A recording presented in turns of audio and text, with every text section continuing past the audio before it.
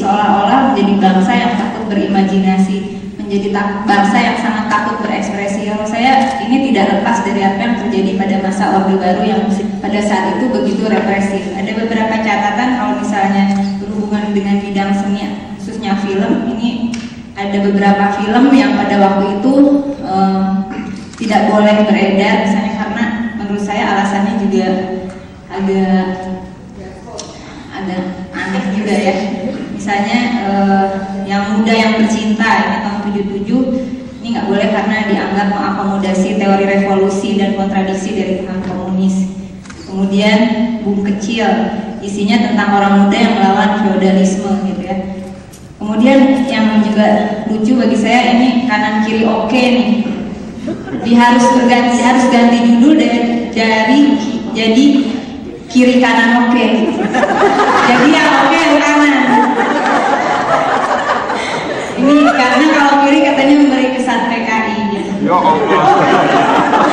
Kemudian Tinggal Landas ini sutradaranya Sofan Sopyan ini diminta menambahkan kata buat kekasih. Saya baru tahu kenapa Tinggal Landas buat kekasih itu karena paksaan sebetulnya pakai buat kekasih.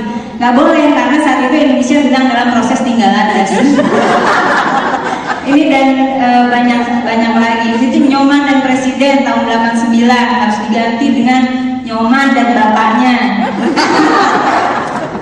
Jadi hal-hal seperti itu mungkin sekarang kita menganggap lucu ya, tapi bayangkan terjadi pada saat itu dan berapa orang seniman kita yang tidak mampu berekspresi, teater juga, tulisan juga, bahkan majalah juga dibredel dan segala macamnya. Saya berpikir inilah awal mula dari ketakutan massal yang terjadi di Indonesia.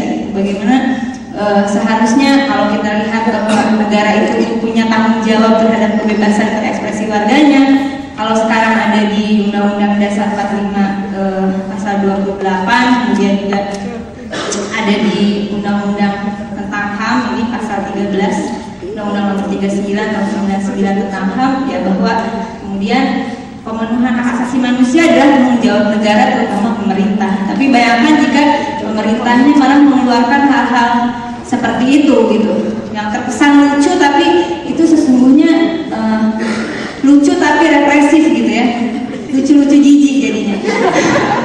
Gitu. Jadi saya pikir ini hal yang seperti simpel gitu ya, tapi kemudian dalam versi saya mengatakan bahwa itu semacam sebuah kekerasan yang dilakukan negara tapi kemudian diadaptasi oleh masyarakat sipil. Itu terjadi sekarang. Bagaimana sensor itu tidak hanya dilakukan oleh pemerintah, tetapi masyarakat sipil dengan beraninya seolah-olah mereka adalah aparat penegak hukum melakukan sweeping, melakukan intimidasi gitu, dan ini pun malah didukung oleh aparat sendiri.